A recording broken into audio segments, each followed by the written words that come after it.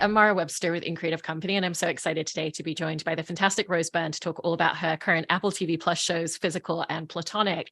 And starting with Physical, one of the things that I love about the show in terms of the tone is the way that it kind of unapologetically builds tension, and it doesn't feel a need to always release it through a comedic beat or kind of give the audience that moment to take a breath. And I was really interested in from your side and your perspective in making the show and performing on it, kind of how that plays into the way that you go into a lot of scenes, knowing that you're able to lean into it, because it feels like as the show has progressed, it's kind of allowed itself to do that even more as the characters ended up in more tense situations as well. Yeah, the stakes have definitely kind of ratcheted up each season and each episode. And I love that fine line of how much it asks of the audience and how uncomfortable it can get.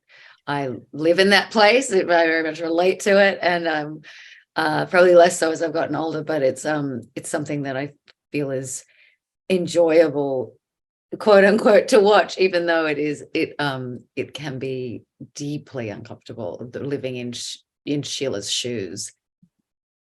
And in terms of the internal monologue, that's obviously such a central part of the show. But obviously that voice has really changed and progressed as we've gotten towards the end of season 2 and then going into the beginning of season 3, which is coming out soon. At the beginning, there's a silence in place of that. And it's really fascinating to watch the difference in scenes with a silence where there's always been this acerbic commentary, as she finds herself in a slightly more positive space at certain moments. And so what has been that shift in terms of even just the technicality of filming scenes where you're having to allow for these pauses and suddenly having moments where you don't always have to give that space over as much? It was an adjustment. I felt something was missing. It was definitely something I had become so accustomed to and so part of Sheila's experience being a person. So it was an adjustment, and I'm very curious to hear how the audience responds to it, because I think some people love the voice. I think the voiceover is polarizing. I think people either are drawn to it or repelled by it because it's too raw and too familiar. So for me, it's interesting what the viewers will take away from it. And it's another great it's a great tool of the storytelling of Physical, is that when, this sort of impending doom of like if and when it will return. So I think there's something about that is crushingly relatable and real, of like falling back into these habits that we're trying to break. And in terms of developing a character and having that sort of internal dialogue, it's such a different experience, because you usually always have to kind of dig beneath the surface of the scripts to figure out that subtext of what is their internal dialogue as a character. And so how has that been a completely different journey and process for you with the character? The voice to me always was directly related to her illness. So the illness is such a demon on the shoulder, and something that is but I've had many friends who are in recovery, whether they're from sex or drugs or alcohol or whatever their addiction may have been, reach out and go, that is the voice I have had in my head. And that was incredibly moving to me, to have those conversations and people confide like that. And very interesting, because it was not necessarily something that I had drawn the line through of like, this will be relatable to everyone who's kind of suffered from some form of addictive illness. And I'm curious, for me, it was liberating in one sense for the character to not have that. And also, you're untethered, and that can also be scary, because the voice is such a thing tying her down, but there's also a familiarity with it. And when you lose that, it's sort of like losing a limb. And throughout the course of the second season, we got to see her journey kind of stepping into and allowing herself to open up to the idea of recovery. And at first it was telling her husband that she was there, but she wasn't really, and then agreeing to go, but not participating in the process. And then finally actually kind of seeing the benefit of it and opening herself up in a way that we'd never seen before on the show. And so how did that create a lot of different space in the character for you? Well, there's recovery, and then there's recovery. And I feel like she has this false start in season 2, and then obviously has a dreadful relapse. And it just never ends. It never ends. I was recently with a friend who's an addict who recently had a relapse after 20 years. Like, it just doesn't, it's just the demons of addiction and that type of personality, and that the types of but traumas that have led to that. It is really profound, and you can't underestimate the power of it. So I to your point about her being in recovery at the end of season 2, it felt like finally the first scratching of the surface of her recovery, and she really does commit to it, and she's striving so much. And it's back in 1982 where there is no language around that. There's no acknowledgement of it. There's barely any acknowledgement of it. It's full of so much shame and just another sort of women's hysteria, put in that it buried in that kind of in that world. So it felt very like a turning point to be more articulate, for her to finally be with other people also who were suffering the same as her. She would have never been exposed to that. And that's such a great point that you bring up in terms of there just not being the language and the conversation at that time period. And that's true for so many aspects of her life in terms of the autonomy that she wants to create in her world that doesn't exist for women at that time. And, the idea of not wanting to be in her marriage wasn't something that people discussed or was common at the time. And so what has that experience been for you in kind of always looking through the lens and contextualizing through the specific time period for what all these different experiences in her life would be like? It's so informative. I mean, it's funny, when I started Physical, I just finished shooting Mrs. America, which finished that was a 1-season show, but we finished in 1980, and this picks up in 1981, and it felt like I had been through a character of that era to then pick up in 1981 for a character who was very disillusioned by the women's movement and felt very at sea, and still very much in a marriage that on the outside looks progressive, but actually close up is really quite traditional. And there's so much fun to be had, obviously, with the period and with the era, but it's so important to remember to reverse engineer of like where we are now and how we got here, like how we got to websites like every online yoga website, every online blogger, Goop, obviously, these huge wellness, this business of wellness, and to sort of really reverse engineer and how women were the pioneers of that. And it was a way for them to become economically independent. And through financial independence, they could, a lot of women got out of bad marriages or got out of, out of being stay-at-home mothers when they didn't want to do that. They wanted to also work. And I'm not saying that's a bad or good thing. I'm saying everyone's different, instead of women just having one monolithic experience, it was finally through financial independence having to being able to have some choice. Exactly. And to that point, it's very pioneering to watch her as a character kind of understand nobody's going to give me this professional success and nobody's going to give me an ounce of power. So I'm going to go out there and claim it. But what has been the experience of kind of playing a character where the lines of what she's willing to do in order to obtain those goals is kind of always changing, and because the goalpost is always moving, so then her morality is always moving as well.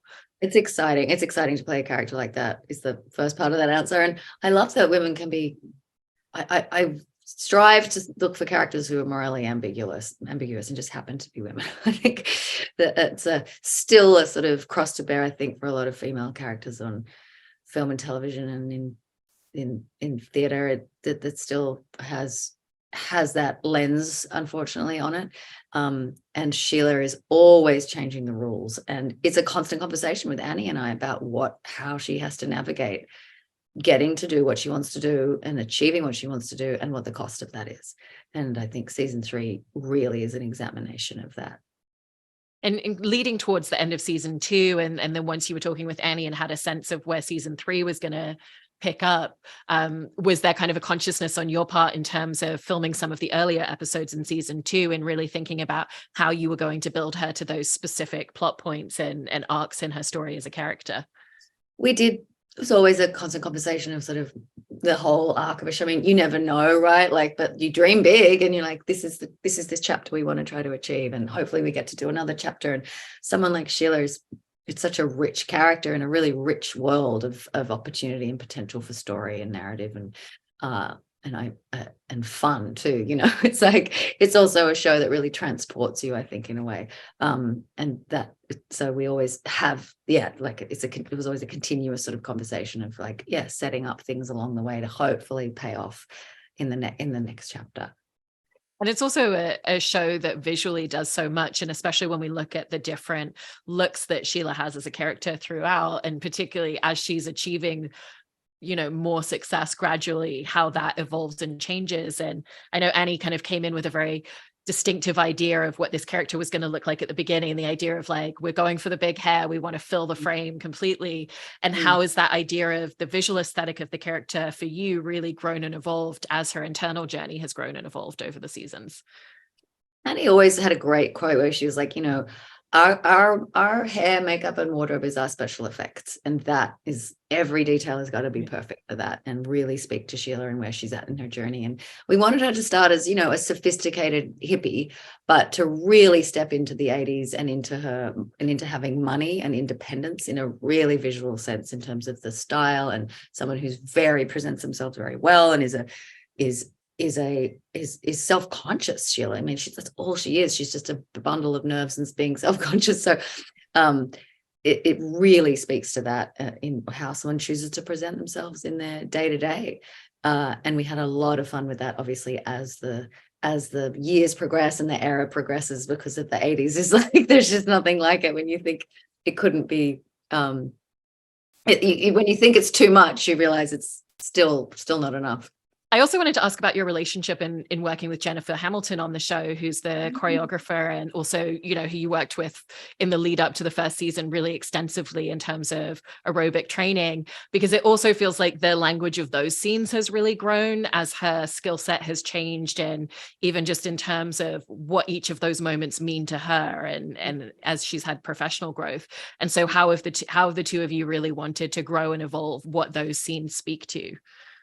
Well, I mean, ideally it was that she would look more confident when she starts aerobics in season 1. It's a whole new language she's learning, and she's not, she has a dance background, but aerobics is a different thing. So there had to be a sense of somebody learning in those first scenes, which I was, and to hopefully have all that language in me, the actor, to then really just piggyback off on that for seasons 2, but particularly season 3, to like have a confidence about her, and a commanding energy that those great teachers have. I still remember my favorite exercise teachers or my favorite English teacher or whoever, because they really own the space.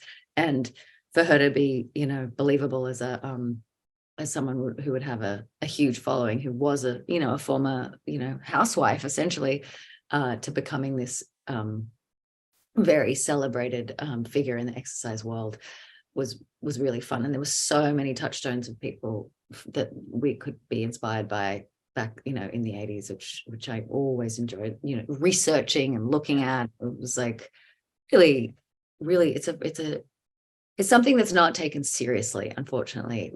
It generally, in the larger scope of how women have become, on the forefront of the wellness business. But it's a huge thing, and you can't underestimate it.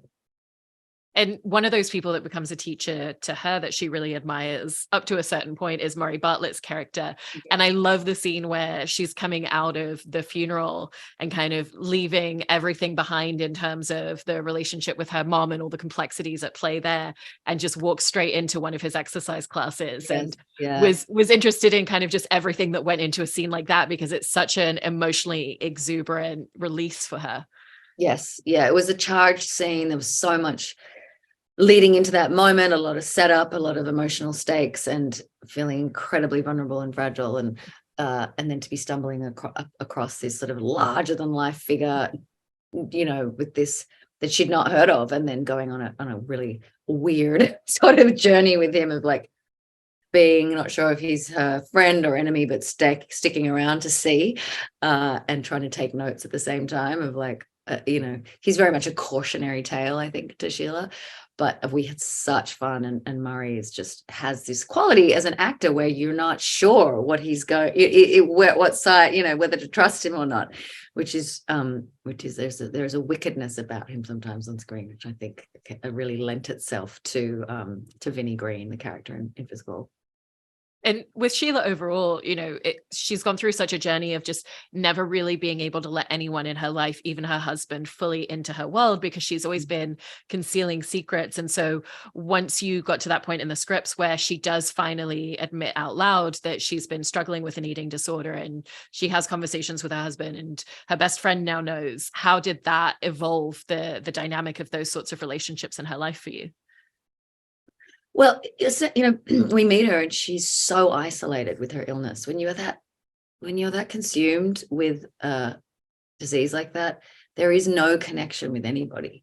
It's impossible, because connection means intimacy, and intimacy just equals shame because of every secret that you're having. Like, it's the opposite to what you're feeling, and the isolation and the voice and her consumed by that is season 1, really, until the end, when Greta finally kind of penetrates Sheila and demands her to pay attention and demands her to like be where she is and talk to her, and they begin this sort of unlikely friendship, which evolves into a partnership, into a business partnership. And all the sides of Sheila, this trio of John Bream, Danny, and Greta bring out these very different sides of her and what she wants. So, and it's very hard for someone when they've suffered this sort of isolation to really ever truly not lie is a big one, and to be present. And did that idea of the isolation and just that constant exercise in secrecy also inform other storylines, like the affair that we saw her having? Because it's something where the idea of saying something which isn't truthful is something that she has to do in order to survive and get through every single day already. Yeah, I think the word is such denial and shame. And when she goes into her initial recovery at the start of season 2, she's replacing that addiction with this affair with this man who is so out of bounds, being a religious figure and leader and a well-known businessman in the town. Like the stakes around that are really high, and really not optically not a good choice, but it fills some hole she has. Not to be gross, so like it satisfies an itch that she has, which is the addictive quality of her personality. And I think that I feel like that is just another, but the attraction of him is his power, and him getting what he wants when he wants it, on his terms, and people doing what he says. And Sheila has this burning ambition to have a seat at the table and be taken seriously and achieve this goal she has in her, but no one's giving it to her. And that sort of the pedestal that John Bream is on, I think she's so envious of. So it's a complicated affair. Yeah. Obviously, all affairs are complicated, but this is a particularly a strange sort of attraction they have. But that idea in kind of, again, going back to her trying to cede power and kind of observing other people and how they do it, it feels like sometimes there's a very adaptable quality. She kind of understands how to approach people differently depending on what she reads in them. And so do you find there's a lot of adaptability in terms of different scenes and the way that she goes after power differently with each person? That was fun to discover that. Like, I remember particularly scenes with Murray and with Paul, like how far she pushes it and what ways she's getting what she wants, and with Danny too, how she placates Danny and gives him what he needs just so he'll sort of leave her alone, but feels he's like endless neediness that he has, and this kind of ego that he is trapped with, but he can't seem to escape. And all the scenes were just such opportunities to play these different sides to Sheila in her kind of figuring out how to get where she wants. And that was, I know people like that in life, and there's characters like that all around us in the world who pick a target and they kind of go for it. Yeah. And with the fact that you're bringing up her marriage as well, obviously when we met the two of them at the beginning of the show, there is such a space of just loss of communication and intimacy with one another. And there's such a distance and it's so fractured, but it still feels like there was an importance and attention paid in giving us glimmers into what might have existed in their marriage to understand how they came together, the longevity of their relationship, and just the flickers that kind of still keep them in each other's circle. And so what were some of the challenges that came in kind of playing a very fractured marriage, but making sure that you still captured those elements together? I love the marriage between Danny and Sheila on the page. It was such rich writing, and it felt like the show is an examination of a really long relationship, as well as an examination of power and eating and addictive diseases. And I relish those things because Danny is such a well-written character. He's so alive on the page, and Rory just brings him, bursting to life on screen. So it was very effortless, our scenes. It never felt strained from the word go. We always had a great ease about it, and familiarity, which is something you have to have when you're playing someone with these characters with such a history.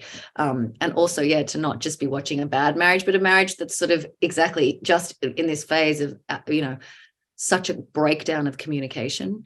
And they're so far apart. There's just no way to bring, to like find the common ground to bring you back together. When something's that broken, how do you fix it? And it's sweet. In season 2, he really tries, he tries to change, which is unexpected, I think, for the viewer. I think it's unexpected for Sheila. But I relish those scenes. They were always so rich and ripe for humor and relatability, like, of all of us having been in those moments in our marriages or in our relationships. And in shooting the show overall, I was interested in the relationship that you have with the camera for a show like this, because there's such intimacy in terms of the way that it's filmed. And Craig Gillespie, who shot the initial pilot and kind of really set that visual language, has created so much of kind of the close-up, particularly when it comes to Sheila's perspective and us seeing a lot of things through her lens, which I imagine also may even lead to moments where it's like you're not even able to make direct eye contact with your scene partner because you're essentially staring down the barrel of the lens instead. Yes. And so I was interested in just like the technicality and the relationship with the camera that influences. Yeah, I remember when we didn't have to stare at the camera all the time. It was really weird. And when we have new actors on the show or joining the show, it's like, wow, I never get to actually do a scene looking at somebody. And it becomes habitual. You become so used to it. But Craig set the tone. He wanted to do you have that kind of that energy of being very close to the camera and really being inside Sheila's perspective, and adds great tension to the show and tension to her inner life. And I loved it. It felt very bold, and it felt very it felt like a real setting of a tone of a show. It's hard to set a tone in a show. It's a whole new world you're trying to create in this, and it was very he's so visually interesting, Craig, and so it's very cinematic, I think, in that way. And we play with a little more as we went on, particularly in this last season, but it's for me will always be a sort of a classic kind of Sheila setup, is looking at the camera. And